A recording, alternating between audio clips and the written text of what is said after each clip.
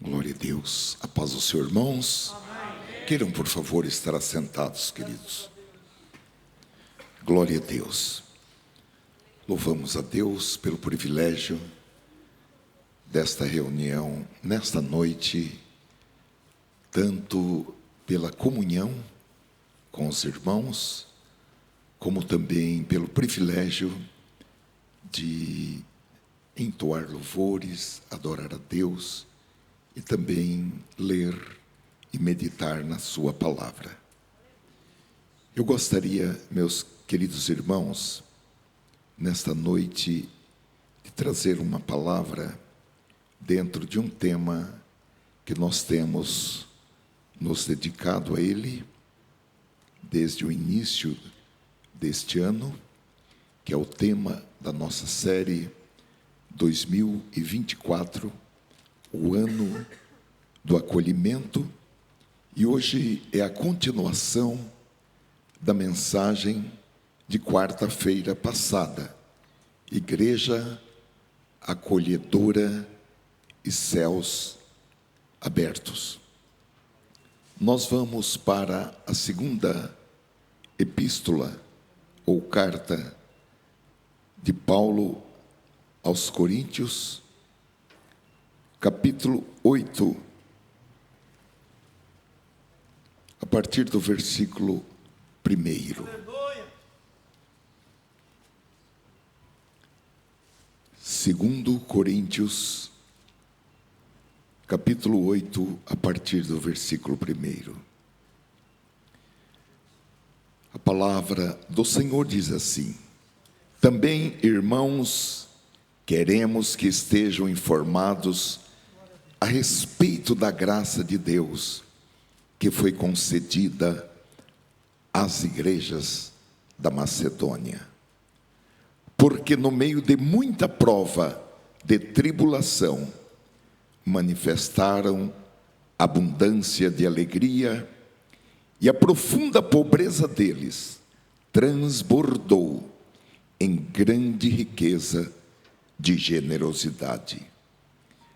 Porque posso testemunhar que na medida de suas posses, e mesmo além delas, eles contribuíram de forma voluntária, pedindo-nos com insistência a graça de participarem dessa assistência aos santos. E não somente fizeram como nós esperávamos, mas pela vontade de Deus, deram a si mesmos primeiro ao Senhor, depois a nós. Isso nos levou a recomendar a Tito, que assim como havia começado, também completasse esta graça entre vocês. Mas como em tudo, vocês manifestam abundância, na fé, na palavra, no saber, em toda dedicação e em nosso amor por vocês, esperamos que também nesta graça vocês manifestem abundância. Não digo isto na forma de mandamento, mas para provar se o amor de vocês é sincero, comparando-o com a dedicação de outros. Amém. Meus queridos irmãos, esta é a 15ª mensagem relacionada com o nosso tema 2024, o ano do acolhimento. Este tema, irmãos, foi revelado pelo Espírito Santo para se constituir em um norte, em uma bandeira para este ano de 2024, dentro de um propósito do Senhor Jesus para o nosso setor. E o Espírito Santo, meus queridos irmãos, está investindo em nós e nos preparando e nos qualificando para grandes eventos, porque o Espírito Santo tem muitas pessoas para salvar nesta zona norte de São Paulo.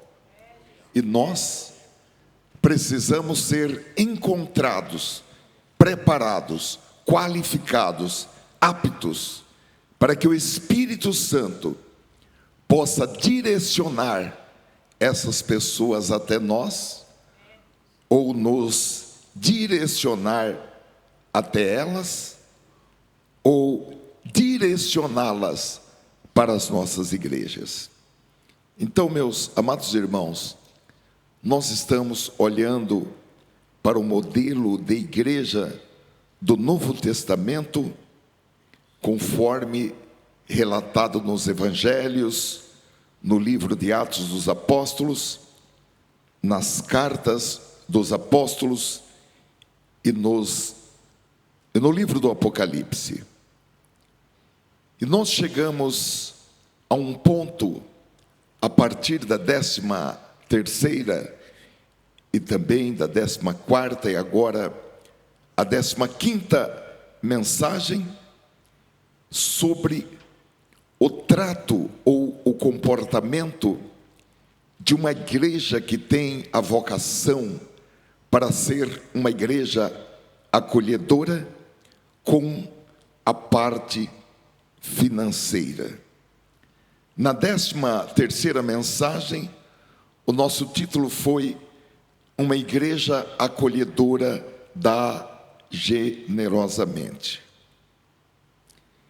E na 14ª mensagem, a partir do exemplo das igrejas da Macedônia, nós começamos a demonstrar para os irmãos como abrir os céus e mantê-los abertos. Meus queridos irmãos, o Espírito Santo está nos conduzindo em um processo de reeducação, para que nós possamos rever os nossos conceitos, mesmo que sejam conceitos já solidificados, mas nós estamos tendo o privilégio, tanto pela leitura quanto pela exposição da palavra, de olhar de uma maneira mais objetiva como nós podemos receber o título de ser uma pessoa acolhedora e também coletivamente uma igreja acolhedora. Eu creio, meus amados irmãos, que o Senhor, Ele tem grandes projetos, tanto para nós individualmente, como também para esta igreja e para as igrejas que compõem o nosso setor. Porém, para que nós possamos experimentar a realização desses projetos de grande magnitude, tanto em nossa vida pessoal, como também em nossas igrejas, há uma condição. E essa condição, ela não é uma condição oculta, mas uma condição que está sendo revelada para cada um de nós. E Romanos, capítulo 12 e versículo 2, nos diz com todas as letras que é preciso romper com o padrão do mundo e transformar-se pela renovação das nossas mentes. E o apóstolo diz que se isso acontecer, e quando isso acontecer, nós começaremos a pensar e, consequentemente, a agir de uma forma espiritualmente 100% correta. E com isso, nós seremos capazes de experimentar e comprovar a boa, agradável e perfeita vontade de Deus para as nossas vidas, que eu gosto de chamar de o plano perfeito de Deus. Essa palavra do apóstolo em Romanos capítulo 12 e versículo 2, para que nós não nos conformemos ou não nos amoldemos ao padrão deste mundo, porque mesmo, meus amados irmãos, andando no Espírito, nós somos bombardeados para que tenhamos pensamentos compatíveis com os pensamentos do mundo, que são os pensamentos revelados pela cultura do mundo, pelas ciências do conhecimento humano do mundo. E aqui o apóstolo diz: não se amoldem a esse padrão, mas tomem uma atitude, façam alguma coisa e transformem-se pela renovação da sua mente, para que sejam capazes de experimentar e comprovar a boa, agradável e perfeita vontade de Deus. Esta palavra do apóstolo Paulo, que foi dirigido não aos pagãos, não aos incrédulos, mas foi dirigido à igreja primitiva que se encontrava em Roma. Essa palavra do apóstolo está em total convergência com as palavras de Jesus em Lucas capítulo 5 e versículo 37, quando Jesus disse que ninguém põe vinho novo em odres velhos, porque se fizer isso, o vinho novo romperá os odres, o vinho se derramará e os odres se estragarão. Vinho novo exige odres novos. Não há como colocar, meus amados irmãos, ideias novas, revelações frescas em mentes velhas. É necessário que haja esse transformar-se pela renovação dos nossos processos mentais, o que exige uma reestruturação na nossa forma de pensar. O plano de Deus, meus amados irmãos, para cada um de nós, é que nós nos tornemos uma pessoa de alto desempenho, uma pessoa de alta performance, que nós estejamos em todas as coisas, rompendo a barreira do natural e adentrando ao sobrenatural, pensando de forma sobrenatural, falando de forma sobrenatural, agindo de forma sobrenatural, deixando o andar natural, que a Bíblia chama de andar segundo os pensamentos da carne, e passemos a andar, a pensar e a realizar e a fazer no Espírito. Isso, meus amados irmãos, não é só para a nossa vida espiritual, isso é também para a nossa vida emocional, para a nossa vida material, física, familiar, financeira, profissional, acadêmica, enfim. Porém, Para que isso aconteça, é preciso estar disposto para transformar-se pela renovação da nossa mente. Porque há muitas pessoas que cultuam um status que retroage a 10 anos, a 20 anos, a 50 anos atrás. A Bíblia fala, e é uma orientação do apóstolo Paulo, para que nós não abramos mão da tradição, para que nós não removamos os marcos antigos. Os marcos antigos devem ser mantidos. Agora, como já falei para os irmãos, existe uma diferença muito grande entre tradição e tradicionalismo. Uma vez eu li num livro uma explicação que eu nunca mais me esqueci. O autor desse livro diz que tradição é a fé viva daqueles que já morreram. E tradicionalismo é a fé morta daqueles que estão vivos.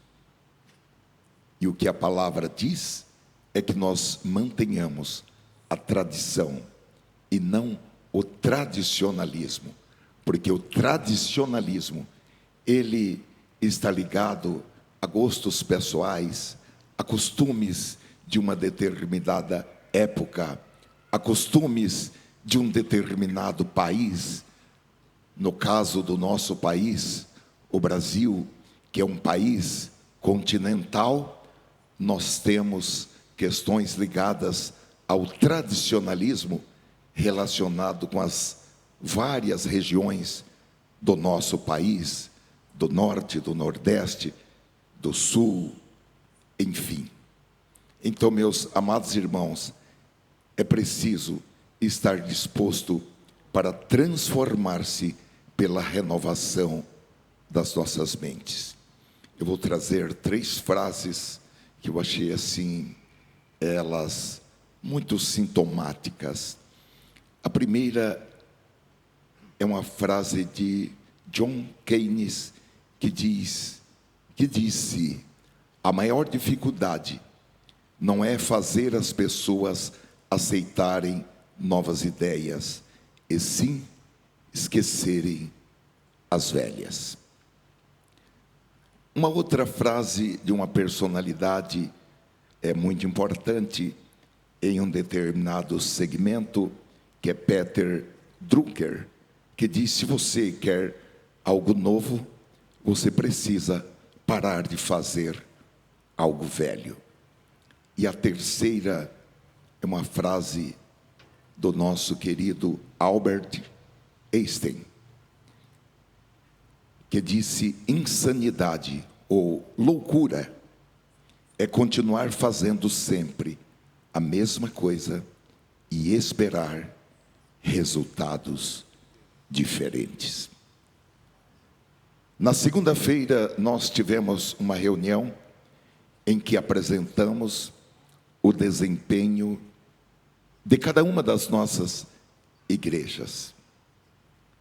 Aqueles que continuarem fazendo as mesmas coisas, da forma como sempre fizeram, daqui a um ano, quando nós trouxermos o desempenho de 2024, teoricamente, vão apresentar o mesmo desempenho, seja para o bem, seja para o mal. Agora, há uma frase que não é uma frase evidentemente bíblica, mas é uma frase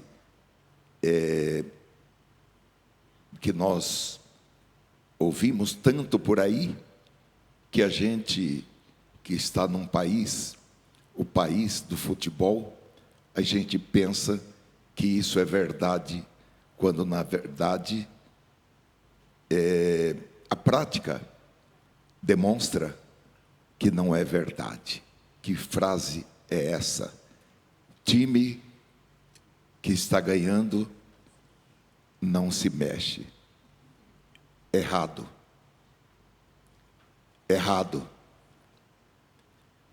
Eu não fui criado jogando bola, nem assistindo jogo, e também não sou torcedor de nenhum time, e também não assisto jogo de futebol, nem mesmo a Copa. Dificilmente eu assisto o jogo da Copa. Não que eu não torço para o Brasil, eu torço, eu só não assisto os jogos.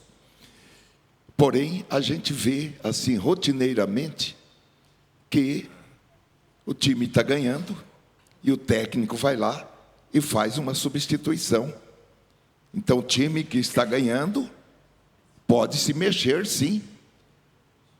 Está ganhando, mas pode melhorar. Está ganhando, mas pode ganhar melhor. Então, meus amados irmãos,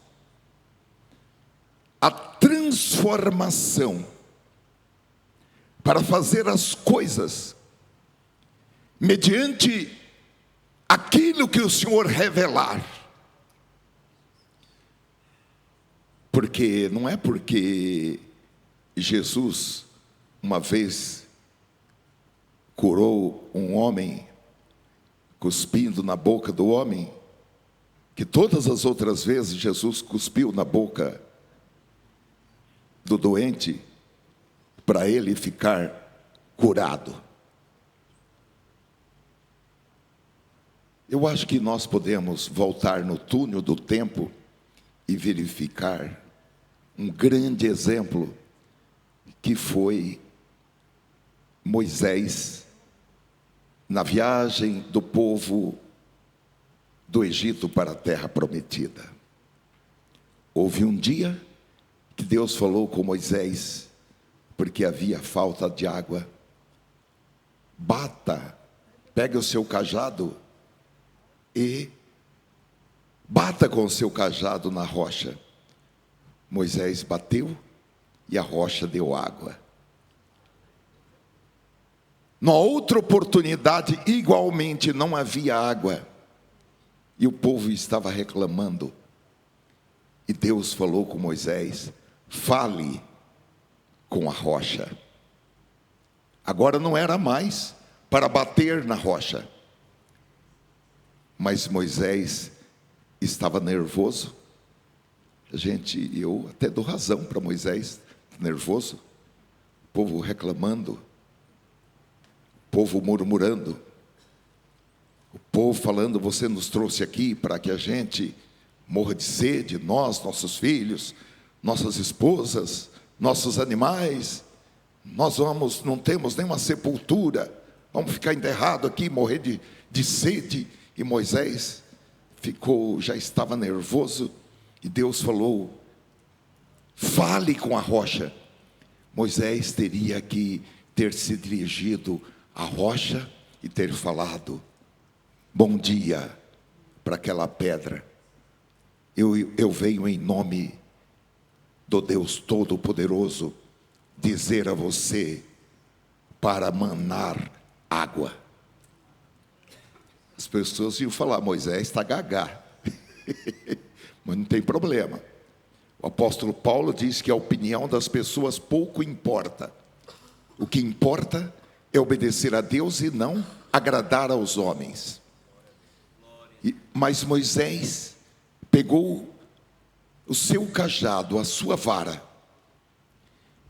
e bateu na rocha, e bateu outra vez, e bateu outra vez. E Deus não deixou Moisés passar vergonha na frente de toda aquela população que estava com ele a caminho da terra prometida. A rocha deu água. Mas por causa dessa atitude, Moisés não entrou na terra prometida. Ele viu de longe, subiu no monte e viu, mas não entrou. Então, meus amados irmãos, não é porque algo foi feito assim até hoje. Aqui nós só fazemos assim. Agora nós vamos fazer diferente. Nós vamos fazer de acordo com a revelação que o Espírito Santo der. Amém, irmãos? Glória a Deus. Eu creio, há 3 anos, repetindo isto de forma continuada, porque eu sei, meus amados irmãos, que não é fácil desconstruir uma maneira de pensar consolidada, uma maneira de raciocinar e de tirar conclusões. E no nosso texto, irmãos, isto é aplicado, porque a igreja de Corinto começara uma campanha de arrecadação financeira para ajudar os irmãos de Jerusalém e da Judéia, que estavam passando por uma grande necessidade. E eles começaram bem aquela campanha. Porém, por algum motivo, aquela campanha foi paralisada. E já havia 1 ano que aquela campanha estava paralisada sem que ela fosse concluída. Então, o apóstolo Paulo escreve a eles, exortando-os, para que eles terminassem aquela coleta que fora começada. E o apóstolo Paulo, para escrever a eles, ele se apoia no exemplo das igrejas da Macedônia, que foi os 2 primeiros versículos que nós lemos, 2 Coríntios 8:2. Também, irmãos, queremos que estejam informados a respeito da graça de Deus que foi concedida às igrejas da Macedônia, porque no meio de muita prova de tribulação, manifestaram abundância de alegria, e a profunda pobreza deles transbordou em grande riqueza de generosidade. Aplicando, meus amados irmãos, esta palavra ao nosso tema geral, nós podemos dizer que uma igreja acolhedora, uma igreja, seja ela com vocação para ser uma igreja acolhedora, que toda igreja deveria ter a vocação de ser uma igreja acolhedora, mas mesmo uma igreja que não é uma igreja acolhedora, mas que se propõe a ser uma igreja acolhedora, essa igreja, ela tem que ter o desejo, o desempenho, o investimento, para que todos os seus membros tenham o pleno conhecimento desse aspecto da graça de Deus, da multiforme graça de Deus, esse aspecto que é o dar com alegria, porque essa graça nos faz transbordar em grande riqueza de generosidade. E essa grande riqueza de generosidade é a chave que abre as janelas dos céus, ou as comportas dos céus. Então, o apóstolo Paulo orienta os irmãos da igreja de Corinto, para que eles sigam o mesmo exemplo dos irmãos das igrejas da Macedônia.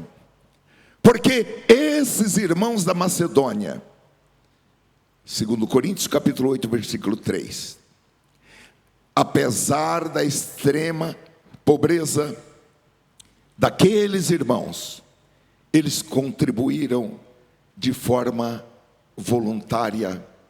Talvez Paulo tenha falado, os irmãos não precisam contribuir, os irmãos já passam as vossas próprias necessidades, mas eles contribuíram de forma voluntária, pedindo-nos com insistência a graça de participarem dessa assistência aos santos.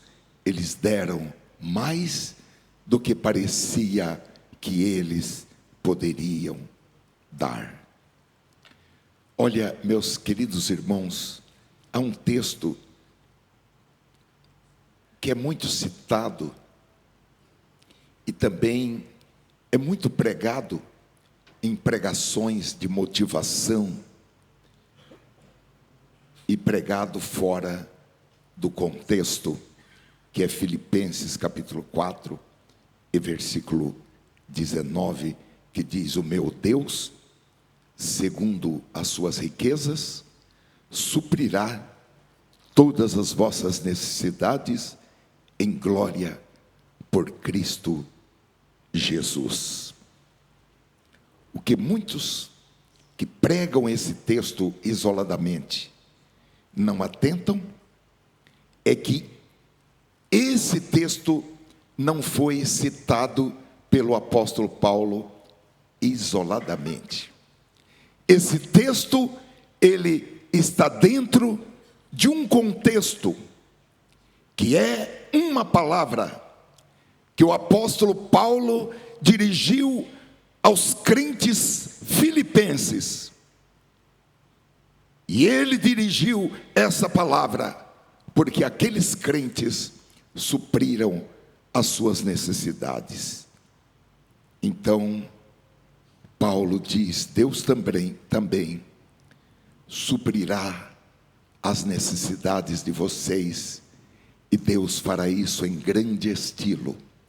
Deus fará isso em glória por Jesus Cristo. Nós podemos olhar os versículos em Filipenses capítulo 4, versículo 14 a 18, que antecedem essa expressão em que Paulo fala: o meu Deus, segundo as suas riquezas, suprirá todas as vossas necessidades em glória por Cristo Jesus. Veja o que Paulo diz aos crentes filipenses, versículo 14: todavia fizestes bem em tomar parte na minha aflição.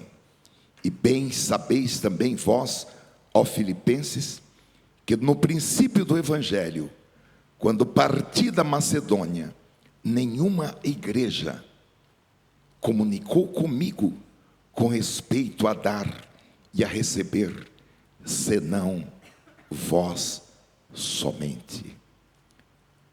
A igreja de Corinto deu? Não. A igreja de Colossos deu? Não. As igrejas da Galácia deram? Não. Nenhuma igreja comunicou comigo com respeito a dar e a receber, senão vós somente. Porque também uma e outra vez me mandastes o necessário a Tessalônica, não que procure dádivas, mas procuro o fruto que aumente a vossa conta. E a igreja mandou Epafrodito para lá. Então Paulo diz no versículo 18: mas bastante tenho recebido e tenho abundância, cheio estou depois que recebi de Epafrodito o que da vossa parte me foi enviado, como cheiro de suavidade e sacrifício agradável e aprazível a Deus. Meus queridos irmãos, ninguém pode se apropriar de uma promessa sem cumprir as condições da promessa. Veja que Paulo não escreveu algo semelhante para a igreja de Corinto. Pelo contrário, em 1 Coríntios capítulo 9, versículo 11 e diante, Paulo escreveu: se entre vocês semeamos coisas espirituais, seria demais colhermos de vocês coisas materiais? Versículo 12: se outros têm o direito de ser sustentados por vocês, não o temos nós ainda mais? Mas nós nunca usamos desse direito. Pelo contrário, suportamos tudo para não colocar obstáculo algum ao Evangelho de Cristo. Nessa mesma carta, em capítulo antecedente, no capítulo 4, 1 Coríntios, capítulo 4, versículo 11, Paulo diz: até agora estamos passando fome, sede e necessidade de roupas, estamos sendo tratados brutalmente, não temos residência certa e trabalhamos arduamente com nossas próprias mãos. Eu creio, se Paulo viesse passar uma temporada aqui conosco, ele não escreveria uma carta com essa redação para nós. Sim ou não, irmãos? Sim ou não, irmãos? Vocês concordam comigo? Paulo não passaria fome, nem necessidade. Ele não ia ter nem onde pôr tanta roupa que nós íamos dar para ele. Meus queridos irmãos, os céus têm janelas, os céus têm comportas, e essas janelas podem estar abertas ou podem estar fechadas. Glória a Deus. Então, nessa segunda carta, dirigida à mesma igreja de Corinto, Paulo está ensinando para aqueles mesmos crentes de Corinto, para que eles aprendam com as igrejas da Macedônia a dar com generosidade, porque o dar com generosidade é a chave para abrir as janelas dos céus. E uma igreja acolhedora, uma igreja que abraça os seus membros e abraça aqueles que para ela se dirigem, essa igreja, ela precisa cumprir a sua responsabilidade de ensinar a todos como abrir as janelas dos céus. Nós que somos pastores, que somos professores de escola dominical, nós que exercemos alguma atividade de liderança na igreja, nós temos a grande responsabilidade de ensinar cada membro das nossas igrejas a abrirem as janelas dos céus, para que eles experimentem em suas vidas o derramar das bênçãos do Senhor, e também para que as igrejas sobre as quais nós fomos constituídos pastores experimentem também um tempo do derramar das bênçãos do Senhor, um tempo de abundância em todos os aspectos. Esse é um ponto, irmãos, que nós precisamos imitar o apóstolo Paulo. Não pensem vocês que eu falo sobre dinheiro na igreja assim com a maior facilidade. Eu também tenho dificuldade para falar sobre dinheiro na igreja. Mas o apóstolo Paulo, em Atos capítulo 20, e isso deve chamar a nossa atenção, ele diz: portanto, no dia de hoje testifico diante de vocês que estou livre ou limpo, nessa tradução, do sangue de todos, porque jamais deixei de lhes anunciar todo o plano de Deus. Uma outra tradução diz: todo o conselho de Deus. Paulo está dizendo: eu não fui omisso na pregação do evangelho, eu não retive o que deveria ter sido ensinado, eu fui fiel, eu preguei com fidelidade, com exatidão, tudo quanto o Senhor me deu para falar tudo quanto o Senhor me entregou. No capítulo mesmo, Atos 20, versículo 28, ele dirige uma palavra que nós podemos recebê-la nesta noite, notadamente aqueles que têm responsabilidades de liderança na igreja: cuidem de vocês mesmos e de todo o rebanho no qual o Espírito Santo os colocou como bispos para pastorearem a igreja de Deus, a qual ele comprou com seu próprio sangue. Então, o apóstolo Paulo, para orientar os irmãos da igreja de Corinto, o apóstolo aponta para eles o exemplo dos irmãos da Macedônia, que apesar de estarem vivendo em profunda pobreza, apesar de estarem passando por provações, eles deram com alegria e deram com generosidade. Tecnicamente, eles deram mais do que podiam, ou deram mais do que se imaginava que eles tinham.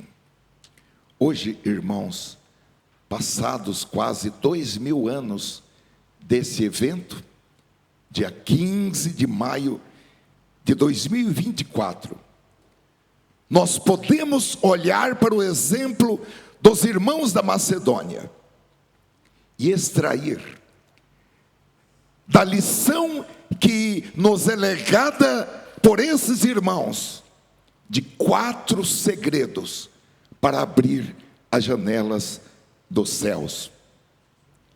Porque dar com generosidade é o botão, é o start para abrir as janelas dos céus. E a partir do momento que as janelas dos céus são abertas, haverá uma inundação de bênçãos. Eu estava pensando na inundação, ou nas inundações que estão ocorrendo no estado do Rio Grande do Sul. E falando então, é desse tipo que o Senhor vai nos inundar com as suas bênçãos? Será que nós vamos ter que pegar barcos de tantas bênçãos? Porque as comportas dos céus foram abertas. Uma bênção sem limites. Na quarta-feira passada, nós vimos o primeiro segredo, que é entregar-se a si mesmo ao Senhor. Ah, Deus quer o meu dinheiro. Então não, Deus não está pedindo o seu dinheiro. Deus está requerendo a mim e a você que nós nos entreguemos a nós mesmos ao Senhor.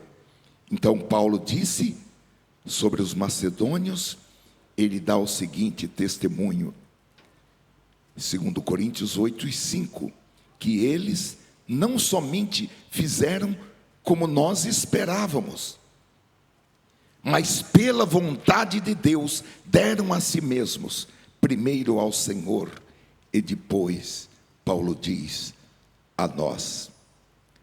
Agora, irmãos, o mundo e o diabo trabalham para que nós sirvamos ao Senhor com reservas relacionadas com o nosso tempo, com reservas relacionadas com os nossos dons, talentos e habilidades que Deus nos deu, com reservas também relacionadas com as nossas obrigações financeiras com o reino de Deus, porque o mundo e o diabo sabem que se nós formos fiéis, entregando-nos, rendendo-nos 100% a nós mesmos ao Senhor, as janelas do céu serão abertas e haverá o derramar de uma inundação de bênçãos. E tudo o que nós fizermos será bem sucedido. E onde nós colocarmos as mãos será abençoado. E onde nós pisarmos a planta dos nossos pés, nós teremos autoridade naquele local. Colocou a mão, vira ouro. Amém? Amém. Outro gasta com marketing e com publicidade. Mas Deus inclina as mentes dos clientes. E eles, ao invés de irem naquele que fez marketing e publicidade, ele inclina as mentes e ele vem para o seu escritório, vem para a sua loja, vem comprar na sua indústria. Glória a Deus. Agora, o diabo está sempre tentando colocar na minha mente, e acredito que também na sua mente, que não precisa tudo isso. Para que tudo isso? Para que dedicar 12 horas para preparar uma mensagem, 24 horas para preparar uma mensagem? Vai dormir. Vai passear com a sua família. Vai fazer alguma outra coisa. Abra a Bíblia. E Deus na hora vai te dar a palavra. Não precisa tudo isso não. Já está tudo na Bíblia. Agora, irmãos, quando nós resistimos o diabo,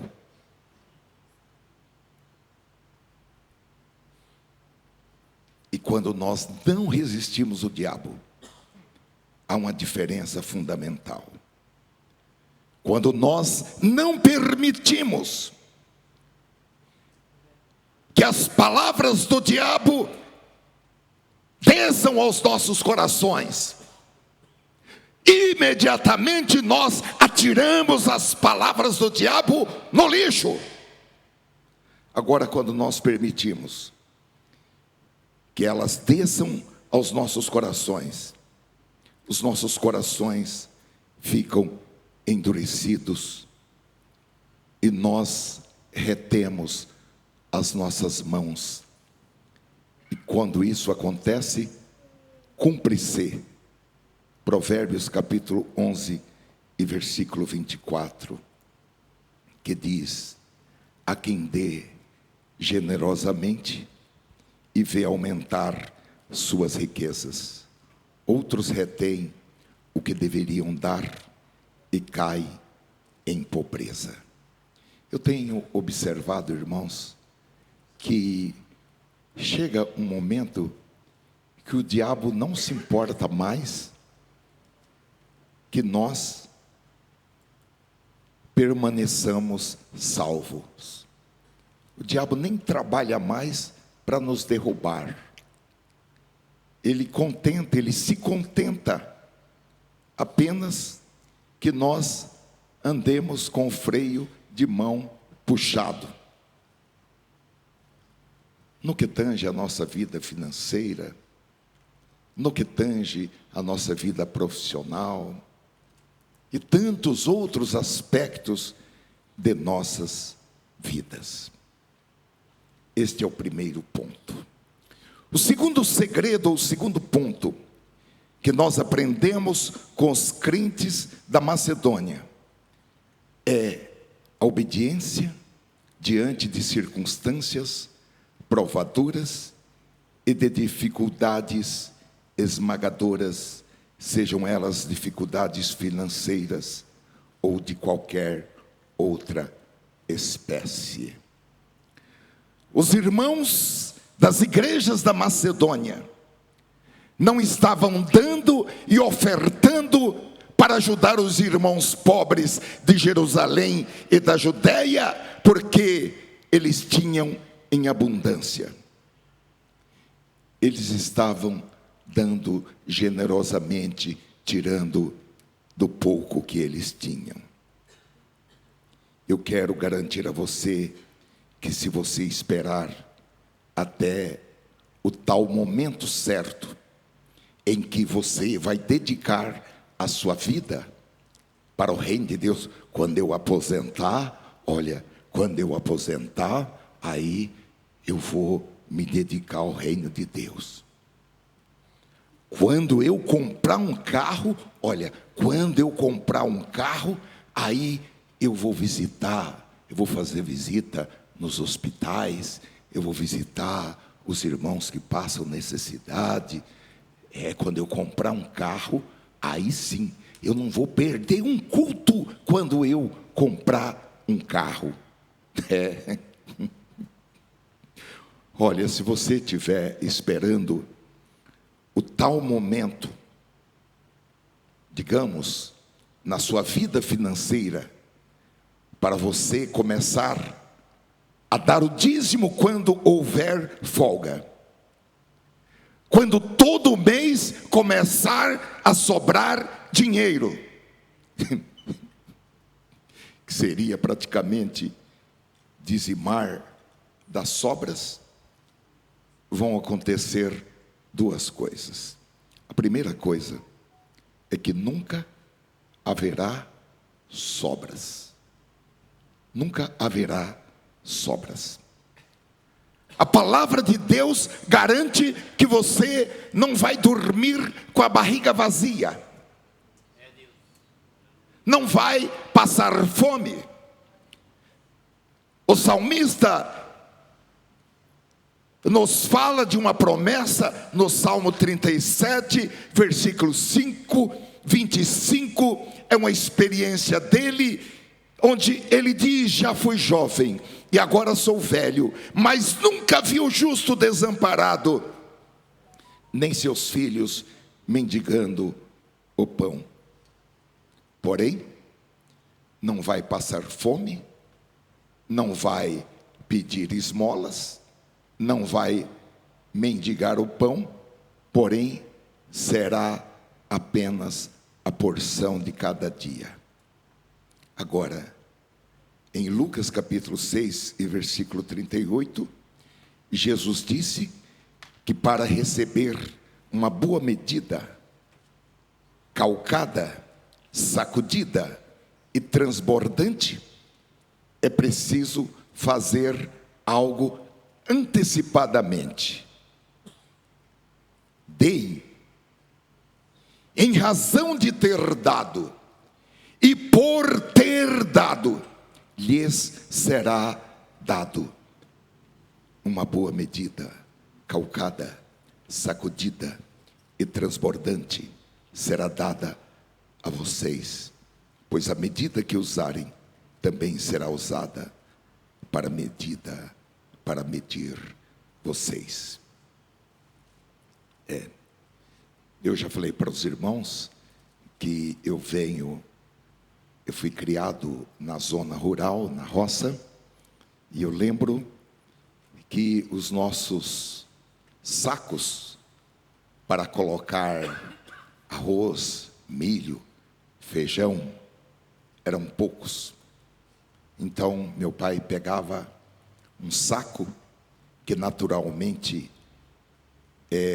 caberia 60 quilos e começava a colocar, digamos, feijão ou arroz naquele saco, e levantava aquele saco e batia para caber mais, batia para caber mais, e depois apertava para caber mais, e depois deixava aberta a boca daquele saco e fazia assim.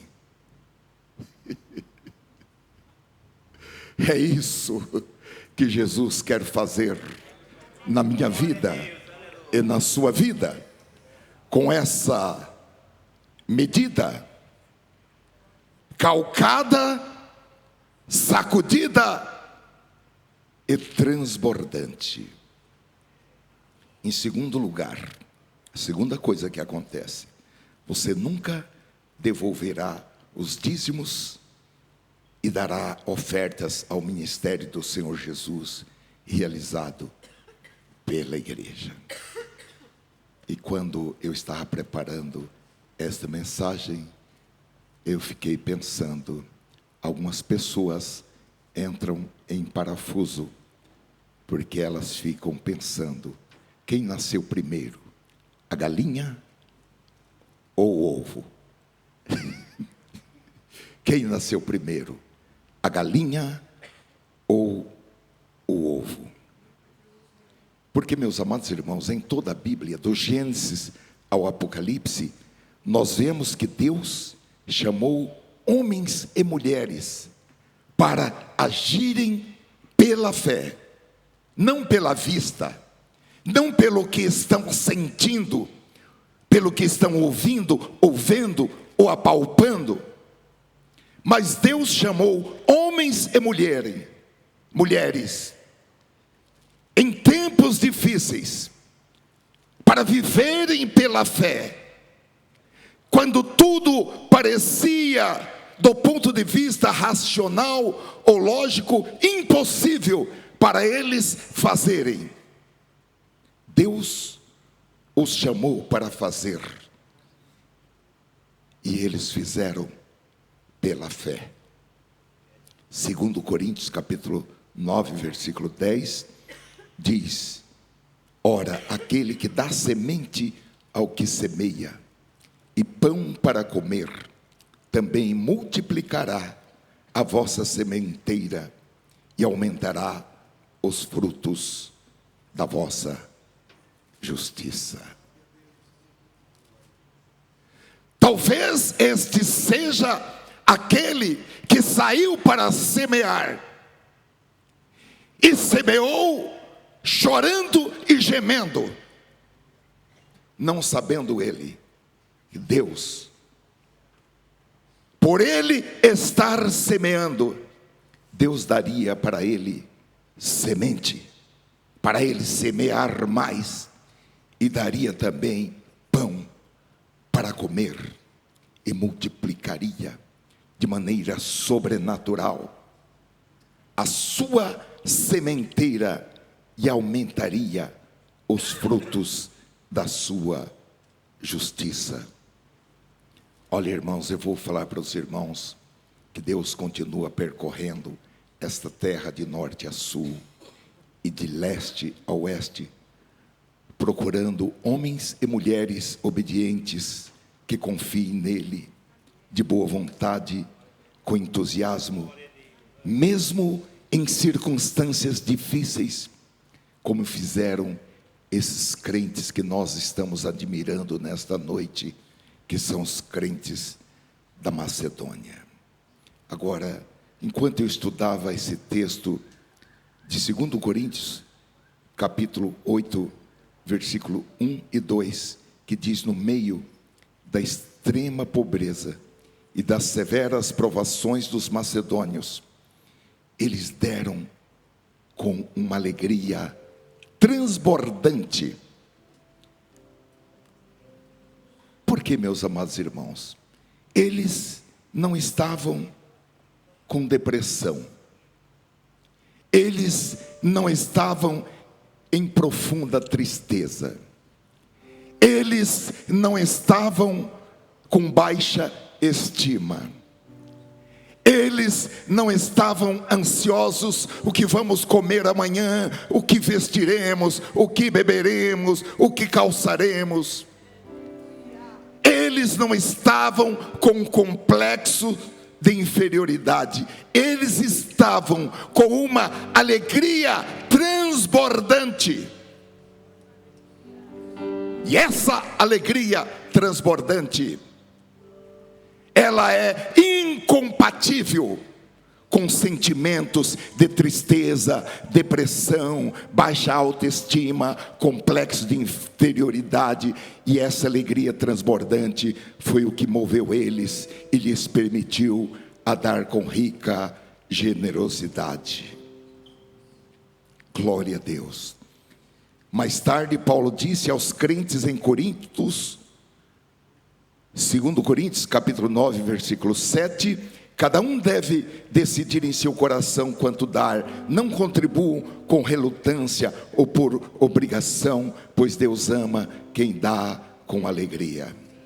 Porque, meus amados irmãos, quando uma pessoa tira uma parte do seu dinheiro suado e dá com alegria na casa do Senhor, essa pessoa entra em uma dinâmica que vai gerar uma alegria maior no seu coração e numa tristeza que possa resistir essa alegria que é gerada no coração daquele que deu com alegria. E essa alegria transbordante vai trazer a cura da sua alma.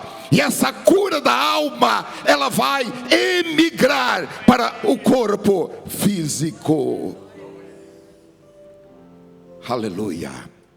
Obviamente, todos nós entendemos que essa pessoa poderia usar aquele dinheiro para comprar uma televisão nova, para fazer uma viagem de férias, para tirar um final de semana em um hotel legal, para comer fora em um restaurante legal, para comprar um carro novo. Porém, esse servo ou essa serva de Deus decidiu honrar o Senhor com os seus bens. Em Atos capítulo 20, versículo 35, Paulo se dirige aos presbíteros de Éfeso e ele apresenta um princípio espiritual. E ele diz que esse princípio decorre das palavras do Senhor Jesus. Ele disse: tenho-vos mostrado em tudo que trabalhando assim é mister socorrer os necessitados e recordar as palavras do próprio Senhor Jesus. Mais bem-aventurado é dar do que receber. Porque no reino de Deus, irmãos, dar não significa subtração. Dar não representa perda. Dar no reino de Deus tem um sinal de mais. Dar no reino de Deus é uma adição. Dar no reino de Deus é lucro. Porque por meio do dar há uma bem-aventurança para aquele que dá. E essa bem-aventurança não é só aquela bem-aventurança que corresponde a guardar tesouros nos céus, onde os ladrões não roubam e onde a traça não consome, mas dar, obviamente, proporciona um tesouro no céu, mas dar proporciona também receber algo de uma forma abundante ainda nesta terra. Então, meus amados irmãos, dar generosamente, nas palavras de Jesus, em Lucas 6:38, é uma lei espiritual que nos leva a receber mais do que nós damos. Porque nós damos, e como disse aos irmãos, entramos em uma dinâmica que nos leva a termos mais do que tínhamos antes de darmos. E aí nós damos novamente, generosamente. E esse dar novamente, generosamente, vai nos levar a ter ainda mais do que tínhamos quando nós demos, e assim sucessivamente. O terceiro ponto, irmãos, o terceiro segredo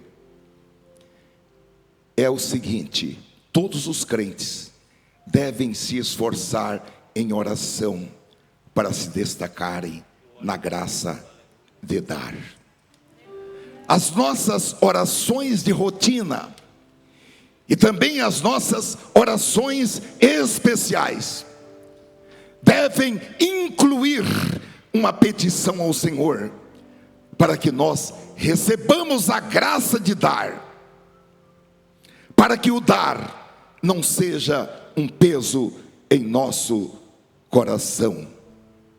Agora, há pessoas que querem negociar o dar. Ela está com um problema no emprego, então ela diz: eu vou ser fiel a Deus nas minhas obrigações, para que os meus problemas sejam resolvidos. Se os seus filhos estão se tornando desobedientes, incontroláveis, então eu acho que vou ser fiel a Deus com os meus dízimos e ofertas, para que haja paz na minha casa. Se eu estou tendo dificuldades para encontrar um emprego, para pagar as contas e ganhar dinheiro suficiente para comprar as coisas que eu quero, para fazer as coisas que eu quero, então eu falo, eu vou ser fiel a Deus com os meus dízimos e ofertas, para começar a sobrar dinheiro. Olha, meus amados irmãos, a nossa caminhada com Deus, o nosso relacionamento com Deus, ele não está baseado naquilo que Deus vai fazer por nós, daquilo que Deus vai nos dar. Nós damos porque Ele já nos deu. Nós damos por causa daquilo que Ele já fez por nós, e não por causa daquilo que Ele vai fazer por nós. Eu quero já ir para o quarto segredo, o último ponto, que é: damos não por causa do que podemos fazer pela igreja, mas por causa daquilo que o Senhor fará por nosso intermédio ou através de nós, e também por causa daquilo que Ele já fez por nós. A igreja da Macedônia era uma igreja composta por gente pobre. Eles não tinham recursos para fazer uma grande diferença para ninguém, mas eles sabiam que as suas doações conseguiriam mais do que ajudar outra igreja. E de fato as suas doações mudaram conceitos. Ao longo dos anos, são quase 2000 anos, que quem sabe aquelas 2 moedas de cobre que aqueles irmãos deram, está surtindo efeitos. Nós estamos hoje aqui aprendendo com eles. Glória a Deus. Eu tenho entendido, irmãos, que se nós procurarmos ser obedientes a Deus, ao chamado que Ele tem para nós, meus queridos irmãos, nós vamos testemunhar verdadeiramente mudanças nas nossas vidas, mas nós vamos testemunhar mudanças nas vidas de outras pessoas, e mudanças que vão honrar o nome do Senhor Jesus, que vão edificar a igreja de Jesus aqui na terra. E eu gostaria de finalizar com 2 Coríntios capítulo 8 e versículo 8, porque Paulo, ao exortar aqueles irmãos para que realizassem aquela coleta, ele disse: não digo isto na forma de mandamento, mas para provar se o amor de Deus, o amor de vocês é sincero, comparando-o com a dedicação de outros que eram os irmãos da igreja da Macedônia. Aqueles irmãos da igreja da Macedônia fizeram algo voluntário, algo espiritual, não por mandamento, não porque Paulo os estava repreendendo e exortando, mas eles fizeram aquilo como um presente de amor para as igrejas de Jerusalém e da Judéia. Em pleno século 21, irmãos, a fé sem obras continua sendo uma fé morta e inútil. Deixa essa palavra em nome do Senhor Jesus, para que nós possamos ir para as nossas casas desta noite, nos assentarmos com a nossa família, esposa, esposo, filhos, pais, enfim, e falarmos: minha gente, vamos rever os nossos conceitos a respeito do dar e do receber. Amém.